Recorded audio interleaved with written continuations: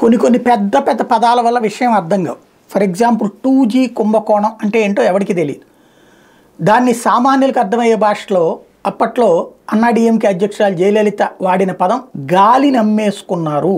2G అంటే 2G spectrum అంటే cell ఫోన్లో నడిపేటటువంటి సంస్థలకు ఇచ్చేటటువంటి గాలి మీద అధికారం.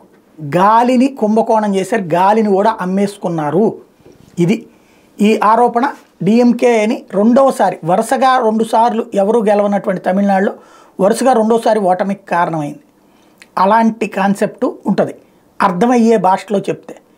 అట్లాగే ఇప్పుడు లిక్కర్ కుంభకోణంలో కరెక్ట్గా అర్థమయ్యే భాషలో చెప్పాలంటే ఏది లిక్కర్ కుంభకోణం ఏంటి, లిక్కర్ కుంభకోణం ఏంటంటే పాత మద్యం విధానం ప్రకారం రిటైలర్ కమిషన్ 33 రూపాయలు. అంటే ఒక బాటిలు 750 మిల్లీలీటర్లు ఉన్నటువంటి బాటిలు 530 రూపాయలు అనుకుంటే అక్కడ ఉన్న రేటు. పాత మద్యం విధానం ప్రకారం రిటైలర్ కమిషన్ 33 రూపాయలు, పన్ను రూపాయన 330 రూపాయలు ప్రభుత్వానికి వచ్చింది. కేజ్రీవాల్ మార్చినటువంటి కొత్త మద్యం విధానం 2022లో తెచ్చిన దాని ప్రకారం రిటైలర్ కమిషన్ 363 రూపాయలు అయింది, పన్ను 8 రూపాయలు అయింది.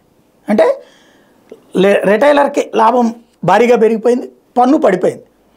ఆ పన్ను ఏదైతే వసూలు చేసేటటువంటి దాని బదులు వదులుకున్నారో ఆ డబ్బుల్ని దానికి బదులుగా వాళ్ళ దగ్గర డబ్బులు వసూలు చేసుకున్నాడు.